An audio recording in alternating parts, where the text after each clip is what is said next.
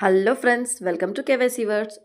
మన పెద్దలు, మన పూర్వీకులు మన కోసం ఎంతో విలువైన సమాచారాన్ని సేకరించి పెట్టిన మనకిప్పుడు చాలా వరకు అందుబాటులో లేవవి కొన్ని కొన్ని దాడుల వల్ల వెళ్ళిపోయి. అటువంటి పుస్తకాలు 16 గురించి ఇప్పుడు తెలుసుకుందాం మనం. మొదటి పుస్తకం 'అక్షరలక్ష'.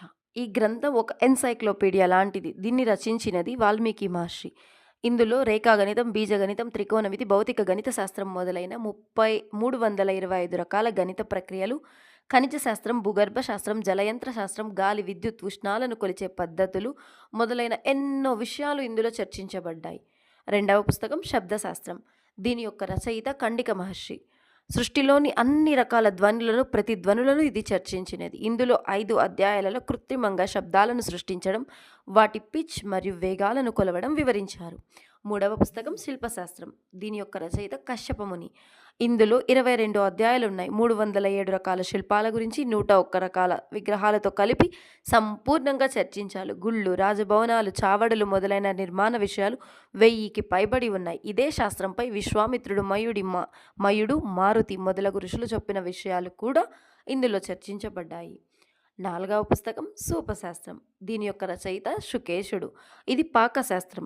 ఊరగాయలు, పిండి వంటలు, తీపి పదార్థాలు, అనేక రకాల వంటకాల గురించి, ఆ కాలంలో ప్రపంచవ్యాప్తంగా వాడుకలో ఉన్న 3032 రకాల పదార్థాల తయారీ గురించి చెప్పబడినది. ఐదవ పుస్తకం మాలిని శాస్త్రం. దీని యొక్క రచయిత ఋష్యశృంగముని. పూలమాలను తయారు చేయడం, పూల గుత్తులు, పూలతో రకరకాల శిరో అలంకరణలు, రహస్య భాషలో పువ్వుల రేకులపై ప్రేమ సందేశాలు పంపడం లాంటి విషయాలను 16 అధ్యాయాలలో వివరించారు. ఆరవ పుస్తకం ధాతుశాస్త్రం. దీని యొక్క రచయిత అశ్విని కుమారులు. సహజ కృత్రిమ లోహాలను గురించి 7 అధ్యాయాలలో కూలంకుషంగా వివరించారు. మిశ్రమ లోహాలు, లోహాలను మార్చడం, రాగిని బంగారంగా మార్చడం మొదలైనవి వివరించారు. ఏడవ శాస్త్రం విషశాస్త్రం. రచయిత అశ్విని కుమారులే. 32 రకాల విషాలు, వాటి గుణాలు, ప్రభావాలు, విరుగుడులు మొదలైన విషయాలు చెప్పారు. ఎనిమిదవ పుస్తకం చిత్రకర్మశాస్త్రం. దీన్నే చిత్రలేఖన శాస్త్రం అని కూడా అంటారు. రచయిత వచ్చి భీముడు. ఇందులో 12 అధ్యాయాలు ఉన్నాయి. సుమారు 200 రకాల చిత్రలేఖన ప్రక్రియల గురించి చెప్పారు. ఒక వ్యక్తి తల వెంట్రుకలు కానీ, గోటిని కానీ, ఎముకని కానీ చూసి ఆ వ్యక్తి బొమ్మను గీసే ప్రక్రియ కూడా చెప్పబడింది.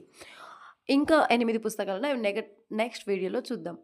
ఇలాంటి ఇన్ఫర్మేషన్ మరెన్నో తెలుసుకోవాలి అంటే నా ఛానల్ కేవైసీ వర్డ్స్ని సబ్స్క్రైబ్ చేయండి. నచ్చితే like, share, comment and don't forget to subscribe. ఎంత వీలైతే అంత షేర్ చేద్దాం. మన మూలాలు మర్చిపోకూడదు. మన చరిత్ర ఇది, మన పూర్వీకుల చరిత్ర. So don't forget our history. That's it.